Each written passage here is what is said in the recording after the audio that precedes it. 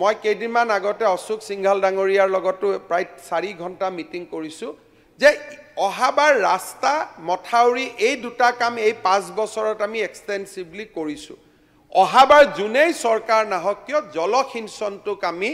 ডিসকাশনৰ main stream কৰিব লাগিব ইমান দিন আমি হাউসতো আলোচনা কৰোঁ মথাউৰি আৰু ৰাস্তা জলসিঞ্চনটো আমাৰ পিছ পৰি আছে এতিয়া জলসিঞ্চনৰ সুবিধা আছে কি মই অক্টোবৰত ভূটানত যাম আমাৰ ইয়াত নদী নাই থ্ৰু আউট দা ইয়াৰ জলসিঞ্চন কৰাৰ কাৰণে কিন্তু ভূটানৰ পাহাৰৰ পৰা অহা পানীখিনি দি আমি সমগ্ৰ বড়োলেণ্ড আৰু পুৰা নৰ্থ আসামত আমি কনষ্টেন্ট ৱাটাৰ সাপ্লাই কাৰণে ইৰিগেশ্যন স্কিম আমি বহুৱাব পাৰোঁ মই ভূটানৰ ৰজাক কৈছোঁ আপুনিতো পানী যেতিয়া আপোনাৰ বানপানী হয় আপোনাৰ পানী আমি ল'ব লাগে গতিকে আপুনি আমাক ইৰিগেশ্যনৰ কাৰণে পানী দিয়ক এটা মোক ষ্টাডিয়ে কৈছে